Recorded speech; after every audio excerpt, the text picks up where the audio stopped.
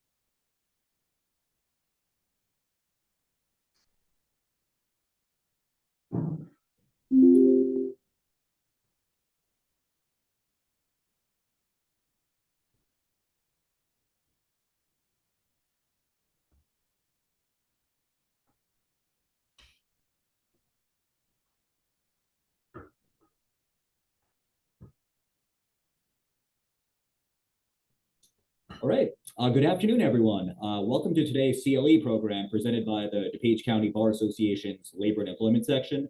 For those who don't know me, my name is Abhishek Ramaswamy, an associate attorney at Klingon, Callow, and McLean, and I'm this year's chair of the DCBA's Labor and Employment section. I just have a couple of announcements before we hear from our speaker, Mr. Fish.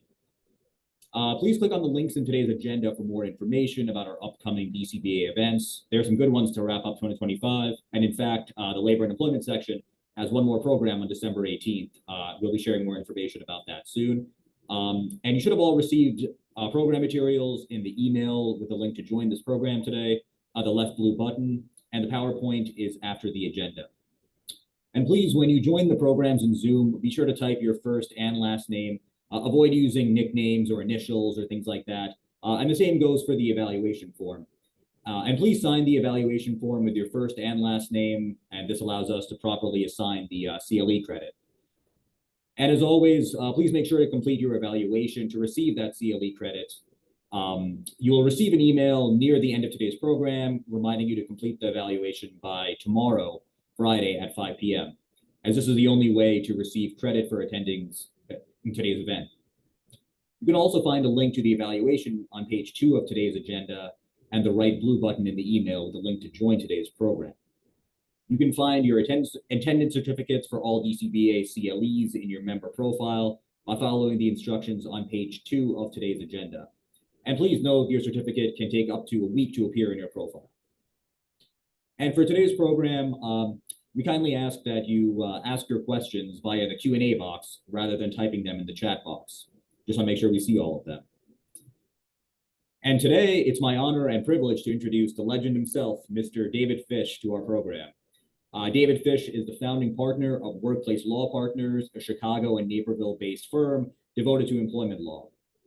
He has represented employees in matters such as wrongful termination, sexual harassment, wage disputes, shareholder, and whistleblower cases.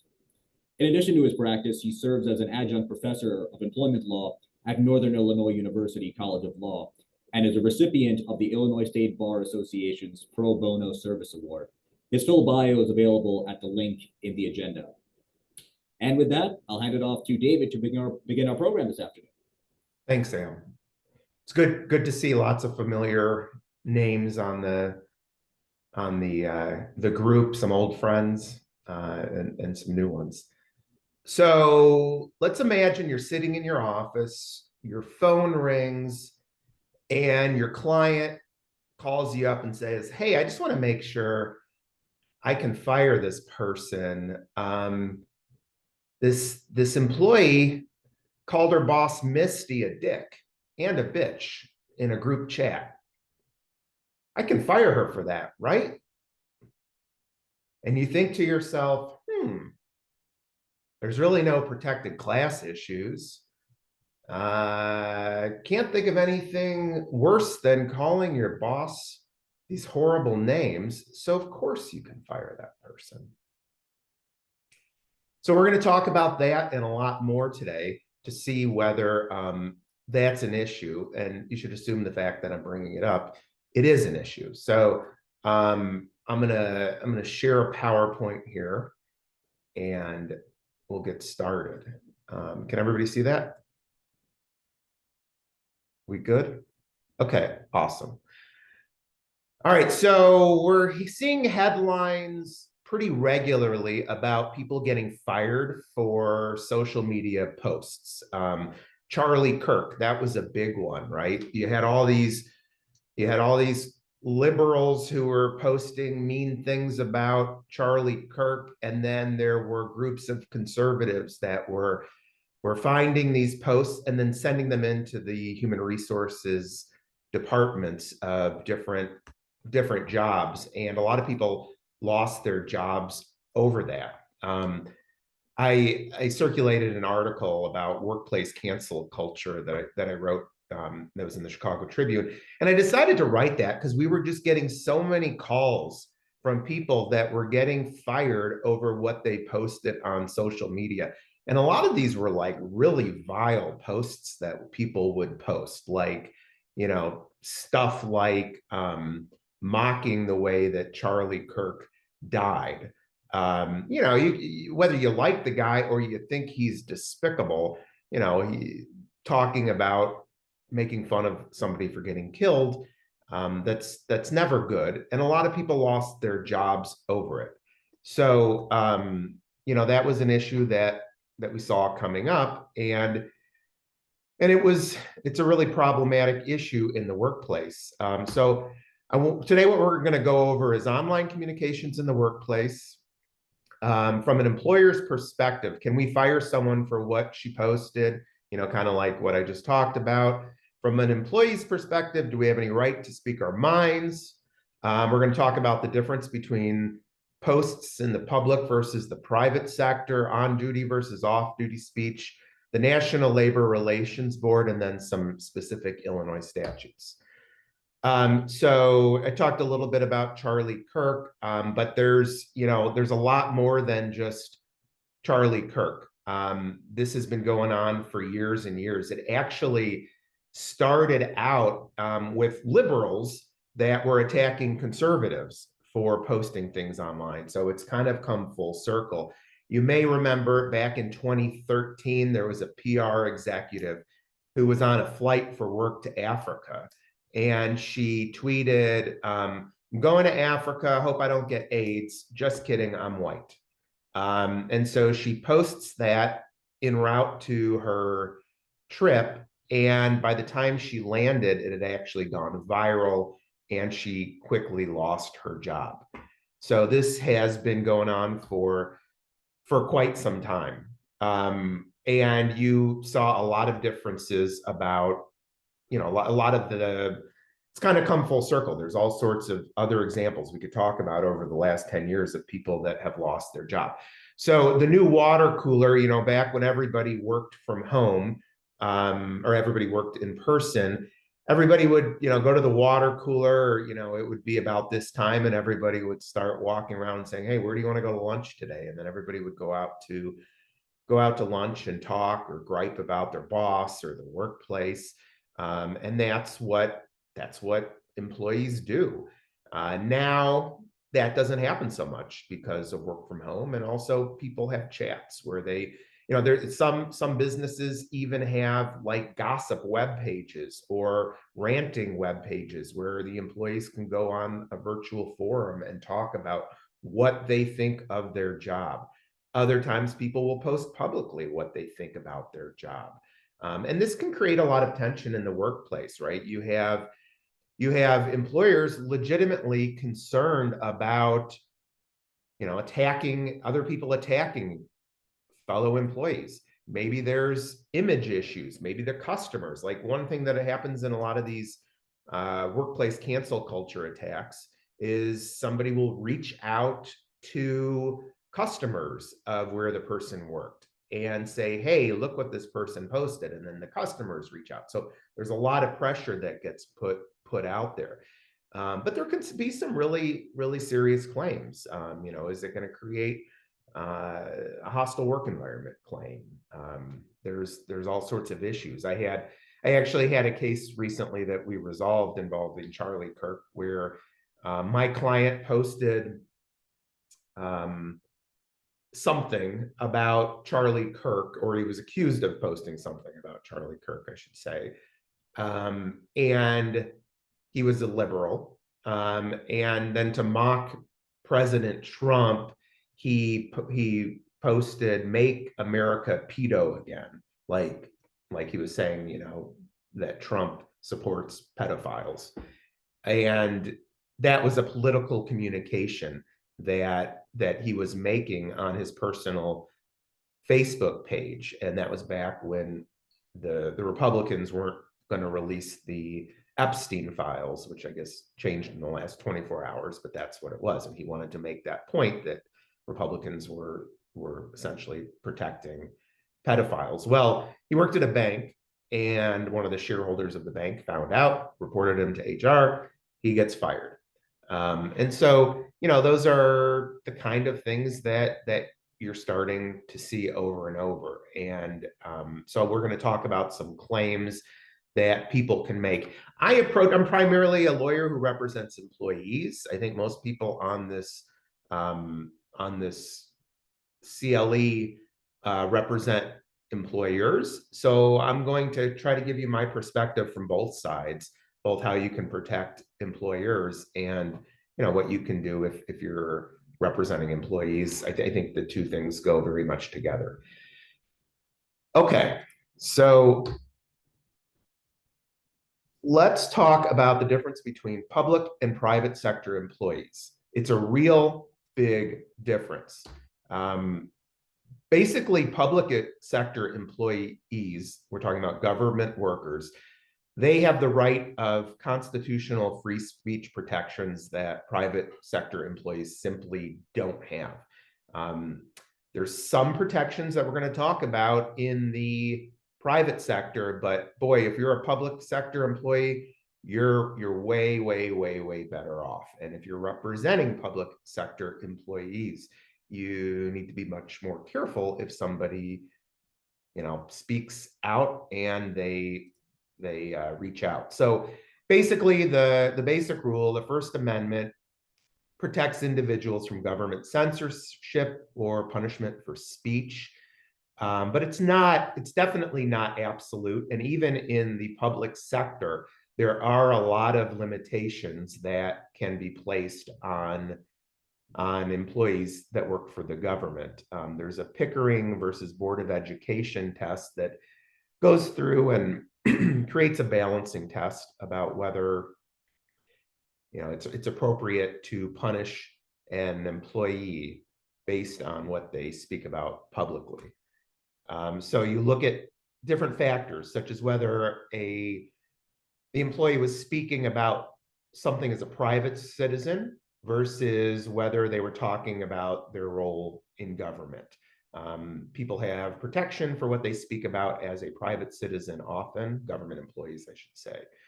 But even then, you have to have a balancing test, and you look at the disruption in the workplace.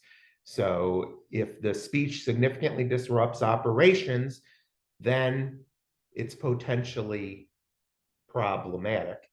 And maybe the employee can be fired for it. So there's this, but a balancing test is something that usually requires litigation. And there's a lot of case law that says it's going to be hard to throw out a case on a motion to dismiss when you have a Pickering balancing test, right? That's a very fact-specific analysis. So you may find that you end up in litigation that ends up in discovery. So I have a case right now where I represent a public defender who put up this picture in the workplace. She's Jewish. She volunteered in Israel and had this picture taken of her holding a machine gun in front of an Israeli flag. And they wouldn't let her post this picture. This actually wasn't posted online. It was in the facility where she worked. And so, first of all, if you're speaking out, as part of your duties, you're not going to get First Amendment protection typically. But if you're doing it as a private citizen, so in this case, one of the first things that the court looked at was whether she was doing this personally or as part of as part of her official duties. And she's just an assistant public defender. And so there was nothing that she was doing as part of her official duties. So this case, we got past the motion to dismiss. We're in discovery on that. And, we'll ultimately, I think the court will probably do a balancing test under Pickering to see whether posting this particular picture, she posted it right after October 7th, after the Hamas attack on Israel, and she wanted to speak out about what had happened, and she wanted to be heard on that. So, the question in that case will be, was that disruptive? Did it violate? They accused her of violating a violence in the workplace policy by having this picture up. And so that's kind of going to be the balancing test, is whether this caused a disruption and other factors along those lines. So it's also important to recognize that divulging confidential information about a case, like if she were to go out and speak publicly about one of her cases, that would obviously be an issue. That's certainly different. And then also, is she being public? What did she do this off duty or on duty? Those are factors that are going to be looked at. A police officer writing an off-duty Facebook post about a local election politics is speaking as a private citizen, but a post divulging confidential information, of course, would not. A couple more examples. An Illinois state employee writes an off-duty letter to the editor criticizing the governor's public health policy. If the employee got demoted for that would likely violate the First Amendment. But then there was another case where a public high school teacher posted inflammatory Facebook comments about George Floyd protests. It caused a big disruption in the workplace that led to 100 complaints. And the Seventh Circuit upheld her termination. Though she spoke on public issues, it seriously interfered with the school's operations. So, when you have off-duty posts, then those can significantly sometimes impact whether somebody gets fired or not. But the bottom line, public employees do have First Amendment rights, especially for political or social speech. So if they're doing it off duty, they're not unlimited, right? But they do have more protection, particularly if it's protected, if it's being done as a private citizen, and you're talking about a matter of public concern, and it doesn't cause a disruption in the workplace. So now let's turn to private sector employees, sorry. We all have an understanding of the concept of at-will employment. And my office, we get a lot of calls from people that say, I said, I got fired for something, I'm protected under the First Amendment. And no, you're not. In the private sector, you are not protected by the First Amendment, period. There's some very, very narrow, exceptions where certain employers might, be able to shoehorn in there, but 99.99% of people who work in the private sector just aren't going to get any First Amendment protection. My kids used to say, when I would, tell them that they can't say something, they would tell me, I learned I can say whatever I want under the First Amendment. And I'd say, well, not in my house.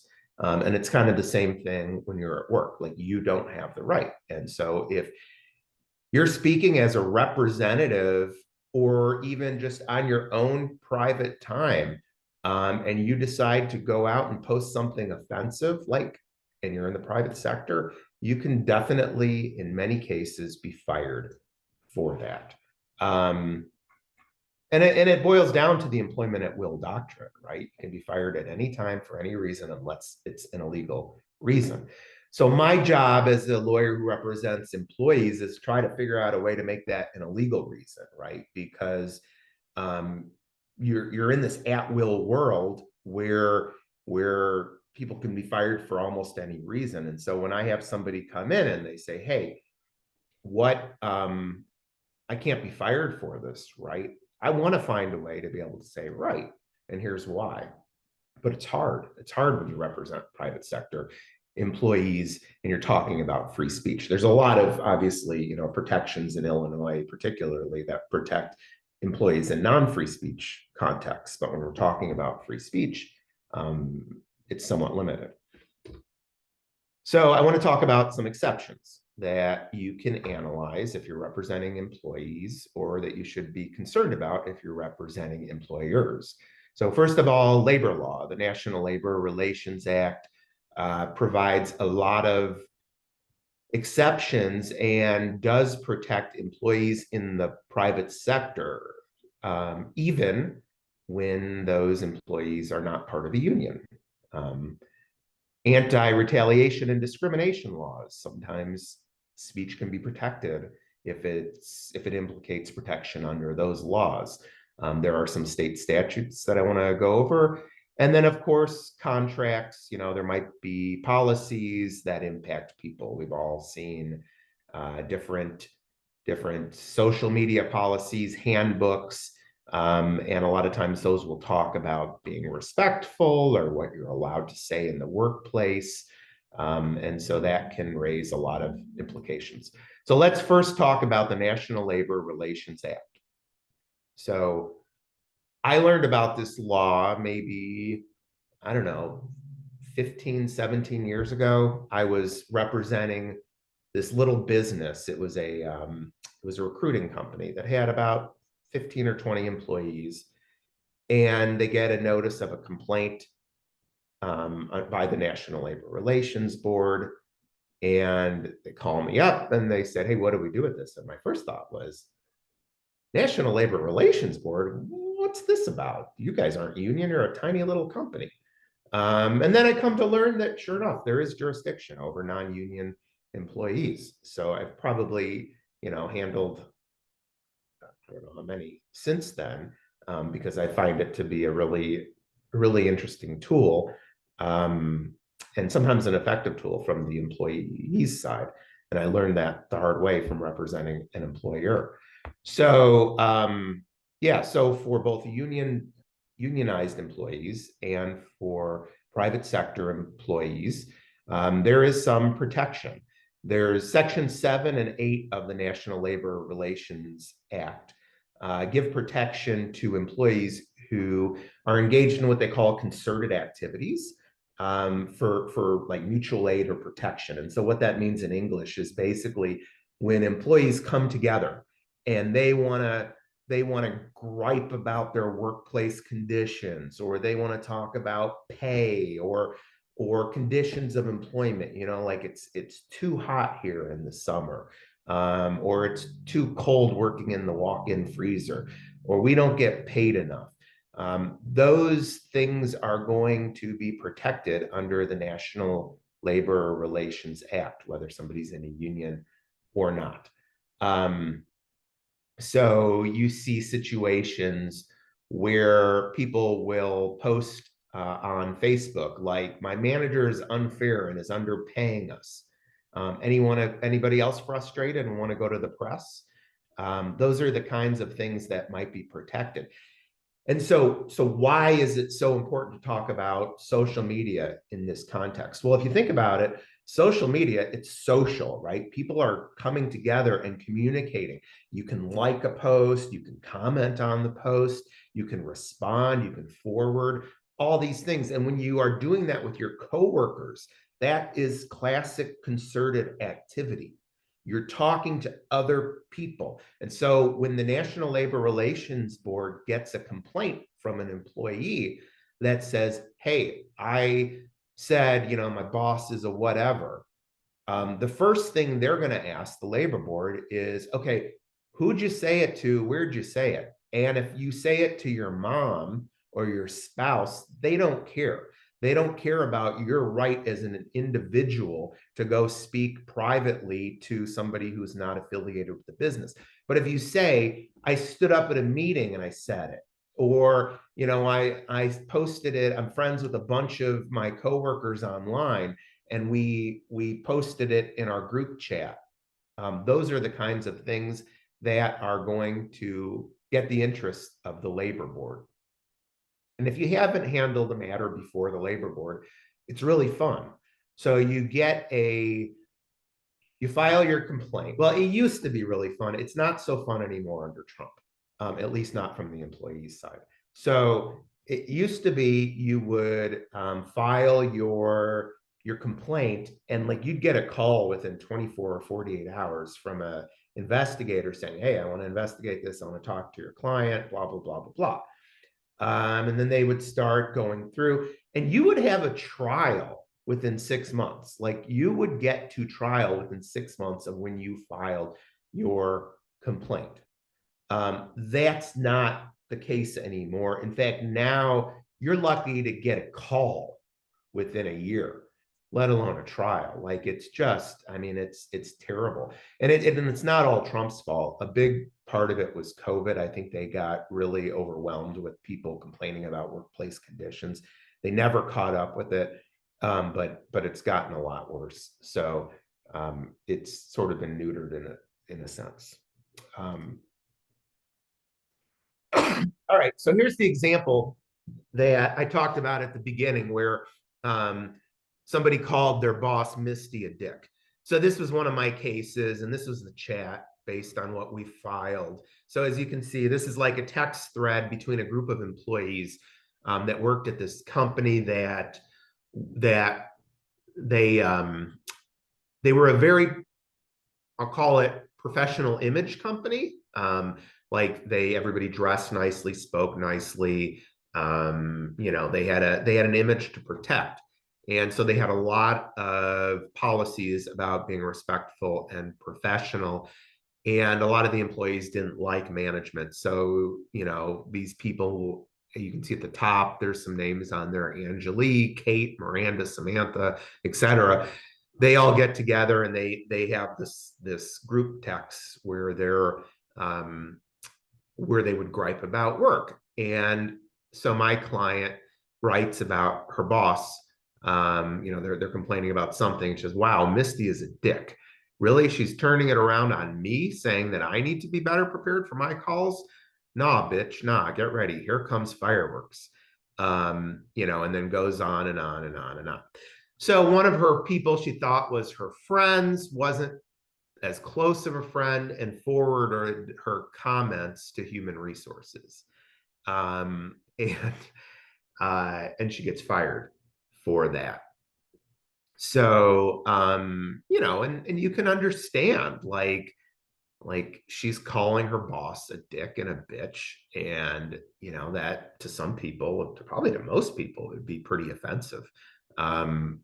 So, I don't like it. I've never had an employee call me that, at least not to my face. They probably have behind my back, but I wouldn't like it if somebody did that. So, anyway, so she ends up getting fired over this. And we file a complaint. She was actually a really high paid employee. Like she made a really high salary. So, she had a lot of money and lost wages. So we file a complaint with the labor board. And they were actually really interested in the case. They really found this case interesting, a little bit to my surprise, frankly. I thought that, because there is a level where there's some language that is particularly offensive that they'll say, no, that gets beyond what's protected. And so I thought that maybe this would fall into that, especially because of the professional kind of nature of the relay. Like if this was a factory floor, I don't think the labor board would question it. I don't think they'd have any issue about it. But this is kind of a professional image. So anyway, they found merit to the claim, and they filed the labor board. What happens there is you file your complaint, and then the labor board investigates it. And if they find that there's merit to it, they will file a complaint National Labor Relations Board versus so-and-so, they'll actually file the complaint against the company, which means you're in really good shape if you're representing an employee, and you're in really bad shape if you're representing an employer, because they don't usually lose. We ended up settling it like, a day or two before the hearing started. That was kind of a neat outcome.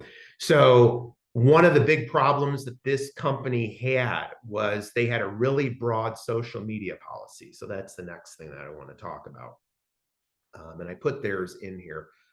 So the National Labor Relations Act has been interpreted to say you can't chill people's right to come together and talk. So I've seen a million handbooks that say something like, employees may not disparage the company, employees may not criticize management, employees may not be disrespectful to management.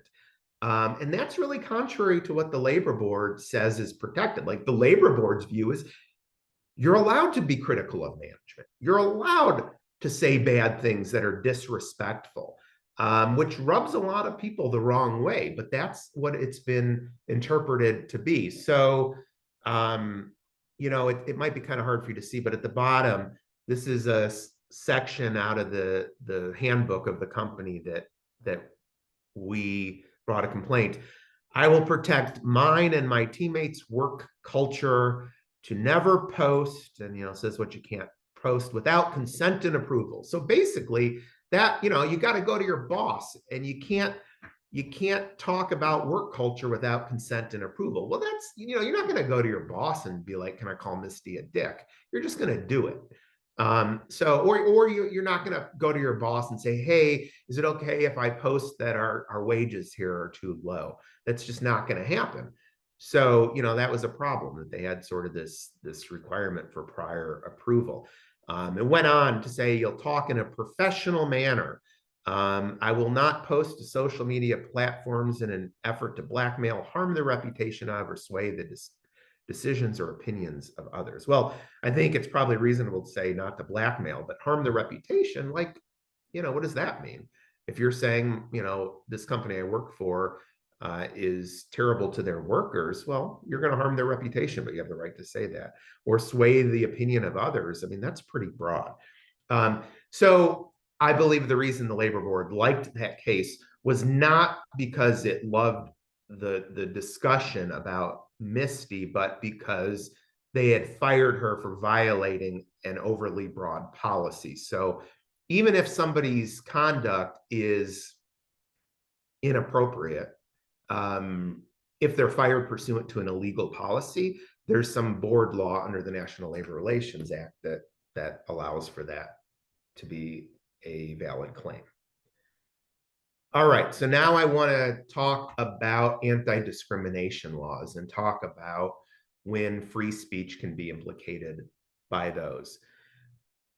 So you could imagine a situation where somebody writes, "Hey, I'm getting this, I work for XYZ company, and XYZ company doesn't like African American employees."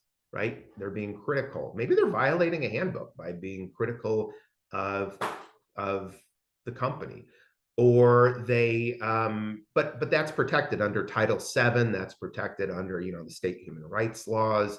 That's protected under all sorts of laws that people are allowed to protest discrimination in the workplace.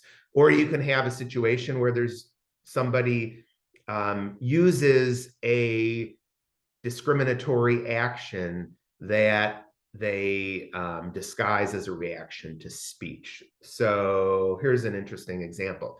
Let's say an exotic dancer gets pregnant and she announces on social media that she's pregnant. And her exotic dancing place, strip bar or whatever, fires her for that. And says, that violates that we have to have professional image here. We shouldn't be posting that kind of stuff. Well, that sounds like pregnancy discrimination to me, even if the even if the exotic dancing place doesn't want to be known as a place that has pregnant women there. Or you can also imagine a disparate impact claim. Maybe if an employer routinely tolerates controversial social media posts by employees, but then a Muslim employee posts something pro-Palestinian on social media and gets fired for it, that would be evidence that a court would likely look at and say, well, it was fine, when people were posting other stuff that was controversial, but when this person of this particular ethnicity did it, they got fired for it. So that could show that discrimination was the real reason. There's a case right now pending against a big firm in Chicago, Foley and Lardner, that rescinded a job offer to, I believe it was a Palestinian employee who posted critical views of Israel after the Israel-Hamas conflict started. And so, she had made what I consider to be some pretty inappropriate posts, but she took the position that, look, this is primarily a Jewish law firm. They found out that I communicated that, and then they fired me for it. So that case, I believe, is fully briefed and on summary judgment. So it'll be interesting to see how the court comes out on that. I think one good question that an employer could ask itself is, would we have made the same decision if the posts were coming from someone of a different ethnicity or religion? Is having consistency is the key, I think, in terms of enforcing these from an employer's perspective.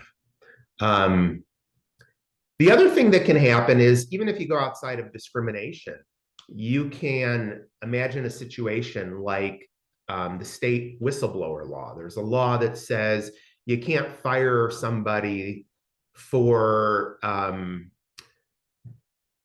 opposing illegal conduct, or for even speaking out sometimes and reporting illegal conduct. So you could imagine employee posts something like, okay, a slide on this. Yeah, so you have somebody post, my company is dumping toxic waste, right? So that would potentially be an illegal act if they're just like dumping toxic waste into a river. And somebody posts that online. They might be protected under the Illinois Whistleblower Act. So if they get fired for posting that, that may give rise to a claim. So those are things that you really need to be careful about. All right, so now I want to talk about a couple of unique Illinois statutes that only a couple of other states have. And these really haven't been challenged. I'm looking forward to doing it at some point. But Illinois passed, this law has been on the books for a while, the Illinois Right to Privacy in the Workplace Act, but it's been amended recently. And so it prohibits employers from firing someone for using lawful products off the employer's premises during non-working hours. So this was a big deal when marijuana became legal, right? Everybody had these policies that says you can't smoke pot or marijuana. And all of a sudden in Illinois, marijuana becomes a lawful product. So what do you do with that situation? And this Right to Privacy in the Workplace Act dealt with that. And I think that the goal of it was to, and it existed before then, right? It also can apply to alcohol. It can apply to, I think originally it dealt with cigarettes. And you didn't want to have people discriminated against because they were doing something that's legal and they're doing it on their own time. Now, of course, if somebody shows up high to work, that's a very different situation. Even if they smoke pot at home and they show up under the influence at work, they could be terminated for that. But the odd thing about marijuana is a test will stay in your system. Like you can smoke marijuana on day one, and if you have a blood test or urine test, I'm not sure which would detect it, on day 25, it might show up. Like it can stay, from what I'm told, up to 30 days in your system. So it might be that you test positive for marijuana use, but you haven't been under the influence at work at all. So anyway, here's a theory that I'd like to pursue, and I've done this, but haven't had any courts adjudicate it. Is a lawful product social media? So in other words, could you make the argument that that yeah, I posted something offensive on social media, but that is a lawful product that is legal, and so I shouldn't be fired for it. I think the argument that I would get, and nobody's actually made this argument to me, but it's what I would expect, is somebody would say, no, we don't have any problem with the employee using social media. We have a problem with the fact that they made a vile post using the social media. So I think that that's a pretty good response, and I think it's one that would be out there. And but it's an interesting question about,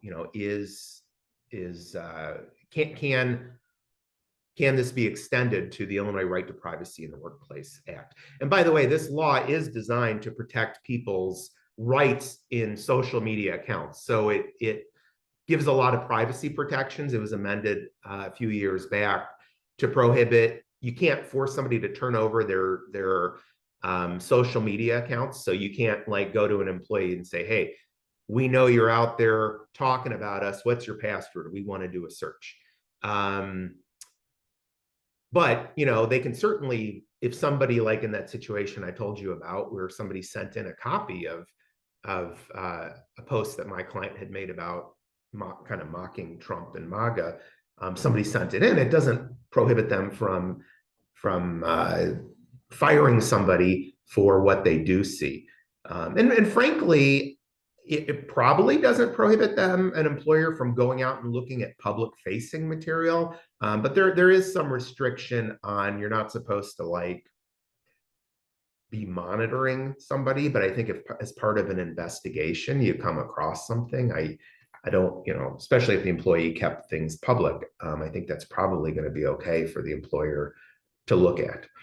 So anything you post publicly is probably going to be fair game, especially if it comes into place. There was also recently a law passed, I think just this year, the Worker Freedom of Speech Act, which really sounds like it should apply to this kind of stuff.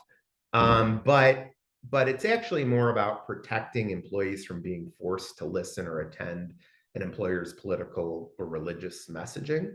It's kind of aimed at captive audience meetings, and it is designed to deal with union organizing. But if you have a situation where an employer wants to force people to sit there and listen to their view, that can be problematic. But I don't think that law really, particularly in the private sector, gives any or much protection in the social media world. All right, so then here's another little interesting hook that I've been using recently.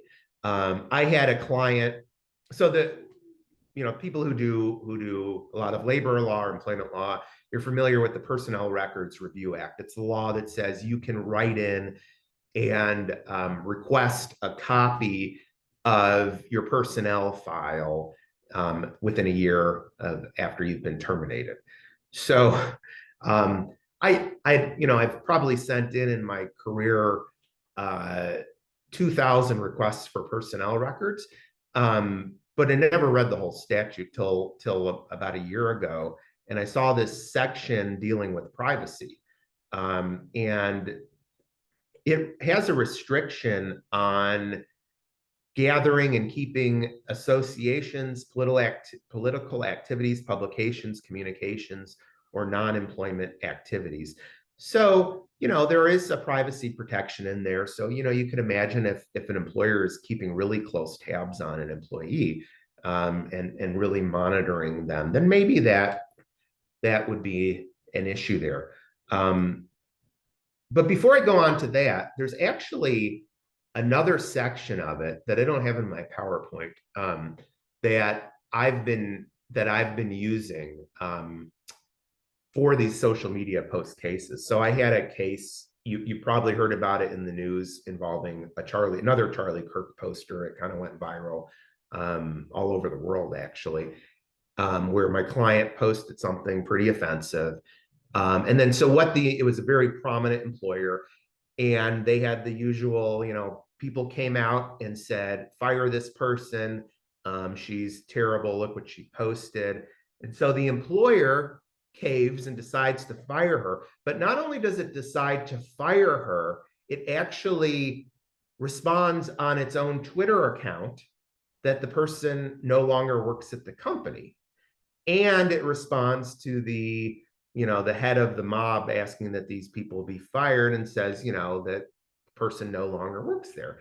Well, the Right to Privacy in the Workplace Act has a provision in it that says you're not supposed to divulge disciplinary information, which obviously would include termination. So we have a case right now pending under that. It's interesting. I mean, I think, were they justified in firing her in the first place? I recognize I got an uphill battle saying that, her using social media was the cause for firing. They would say that it was because she posted something offensive. But should they have then taken her termination reason and put it out to the world, which, by the way, wasn't a small problem for her. She ends up getting death threats. She ends up, it's in well-known worldwide news posts that she got fired over it and what she said. And so now, when she goes to look for a new job, everybody and their mother can see that she posted this thing in the past. So it caused a lot of problems. So I'm hoping that one creates good precedent, but we'll see. So I want to deal with some practical tips. So be consistent if you're going to have a policy. Focus on real risks like confidential information, harassment, false product statements. If you're representing employers and you're putting in really broad things like do not have any negative comments about the employer, that's going to be an issue. Train managers not to go overboard. Be consistent so you don't discriminate. Keep abreast on Illinois laws. I mean, Illinois is, every year there's new employment laws that are getting passed, and some of them impact what people can post on social media, in other words. And then for employees, know your audience, right? If you're a public sector employee, you have a lot more protection. And my experience when talking to public sector employees, I think a lot of them are kind of like entitled. They're like, they feel very entitled. Like, I can do this. I have rights. They know it, right? Some people might say they're annoying. They kind of remind me of union employees in the private sector. Like, they know that they have more rights and they have job protections. And so they're not afraid to speak up in many cases. And that's for good reason, because there's the First Amendment there to back them. So, when I have a public employee come to me with a First Amendment issue, I'm always interested. When I have a private sector employee come to me with a First Amendment, not a First Amendment issue, but a speaking out issue, I'm rarely interested. It's like, well, you shouldn't have said that. That's why you got fired, you dummy. But it's different. If you represent employees, assume your boss will see it. Private accounts, you can still get a hold of them. We all know in litigation, you can see what people post. But I do suggest to people to keep their social media accounts private so that they can't be seen. If you're going to speak up at work, do it as part of a group so you're protected by the National Labor Relations Act. and think before you post. I mean, to me, that's the biggest thing. People post some really silly things online and they get people into trouble all the time. I've been telling this to my kids for like I've got a 23-year-old, a 21-year-old, and a 19-year-old. And I'm just constantly saying to them, like every time I see somebody get fired or something in the news, I like to forward it to them and say, hey, think about this. Like my son started a new accounting job right out of college last week, and a very professional place. And I've seen some of the stuff that he's posted and that his friends have posted, and I wouldn't want it out there. So I think that it's not really bad. I mean, he overall is has a good head on his shoulders, but I think people have to be very careful about what they're putting out there and just assume that, would I want to see this on the cover of the Chicago Tribune? So I believe that is everything, and I'd be happy to answer any questions that anybody has. Great. Thanks so much, David. That was very informative. And I think you did a great job kind of walking us through, social media and, what goes on in the workplace with employers and employees as well, and their respective rights. And, thank you for leaving some time for questions. And we just, and yeah, so we have a few of them, and I'll start with, you mentioned a few cases that you've dealt with in this realm, and mentioned Charlie Kirk a few times. From your observation over the years, is there a particular issue, whether it be Charlie Kirk, George Floyd, Israel Palestine, etc., that's been a particular subject of litigation? And have you seen this type of litigation increase in Trump 2.0 compared to Trump 1.0 or other administrations? Well, so the difference in the last couple of years is the conservatives kind of took the playbook of the liberals, right? It used to be you post something that was not politically correct, you'd have a mob of angry liberals sending it in to get that person fired. Like, how could they say this? And it's completely switched. And now you have situations where you have liberals. I'm using these terms very broadly. I don't know exactly what a conservative or a liberal is, but you have somebody, posting something, and you have people, there's organizations out there.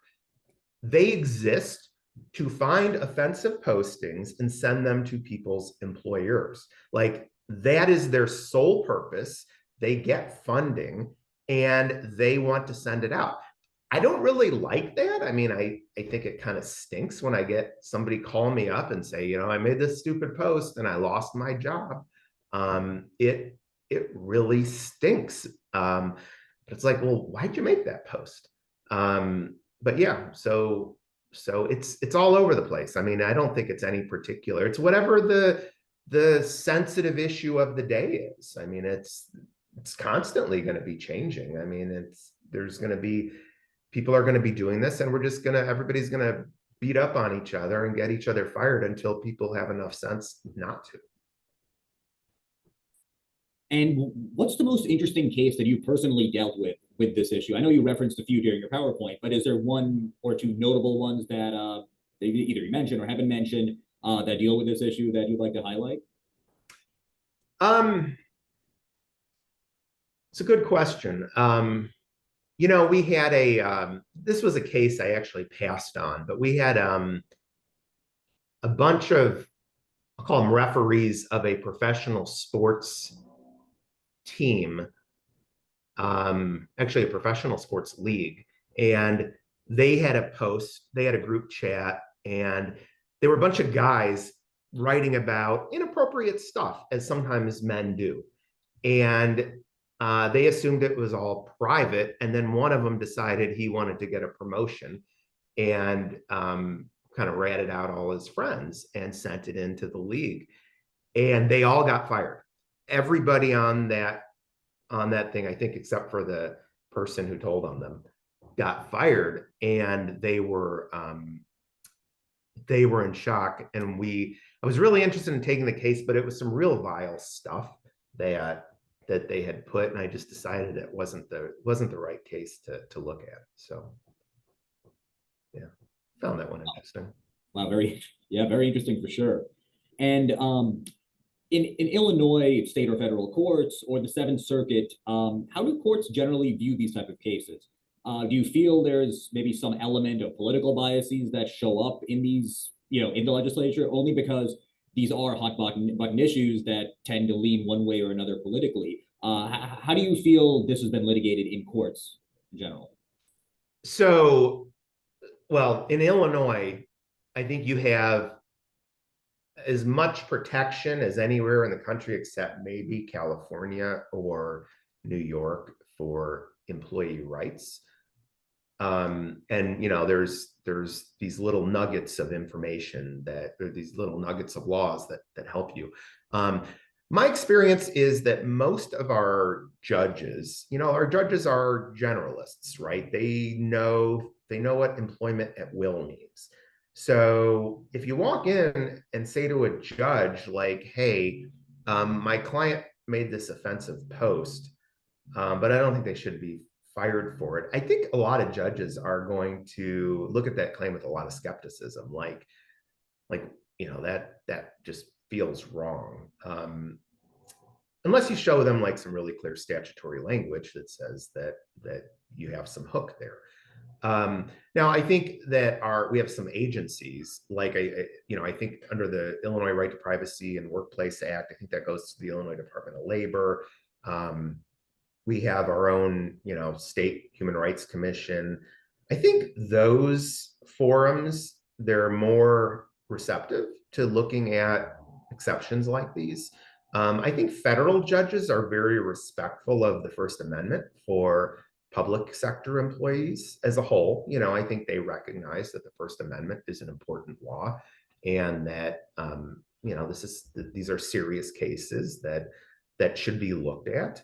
I think federal judges are a little maybe more receptive. But yeah, they don't, you bring a case like this to a judge in DuPage County, I think it's very rare that the judges there or Cook County or any other county have had a case like that. It's just not the kind of thing that they see very often. Right. And do you think there is an appetite in the legislature in Illinois to amend or create new laws in the wake of this renewed sense of polarization, either to expand protection for employees or to protect employers? Well, I wrote an op-ed in the Chicago Tribune a couple weeks ago, and I suggested that there be some common sense legislation, right? Nobody's called me up and said, "Hey, Fish, why don't you write it for us?" I'm still waiting for it. So I don't know. To answer your question, I don't know. I would like to see something like I think employees need to understand that if they post bad things, they can be fired for it, right? I mean, that's understandable if it hurts the employer. But I think it's really sad, this retaliatory mob action. Like there's a friend of mine who was a professional who made a posting that I didn't think was very offensive. And it was actually a Charlie Kirk related post, but it was one that you really had to look at closely to construe it in a certain way to have it offensive. And he lost his job over it. And I think if there was legislation that said something along the lines of like, if you keep your account private, if it's not hurtful to the employer, some type of right like that, I don't think that would be too onerous on employers. And I think like something like that would be reasonable. I'm sure there would be a lot of pushback from it. I say this from representing employees. I'm sure, people representing employers would say, well, what does it mean to, if somebody complains and it gives us a bad reputation, that's going to be hard to enforce. So I don't know. I don't think there's an easy answer for it, but nobody likes it when somebody loses their job over, hitting a little button. No, absolutely. I think we can all agree with that. And unfortunately, we have come to the end of our program this afternoon. And David, I just want to thank you so much for taking time out of your day to come and speak to our committee on this very timely topic in today's society. And I'm sure there'll be updates as the months and years goes on. So we look forward to hearing your perspectives, as time goes on. And thank you again for taking time to speak with us this afternoon. Thanks, Sam. Thanks, everybody. Good to see everybody's name.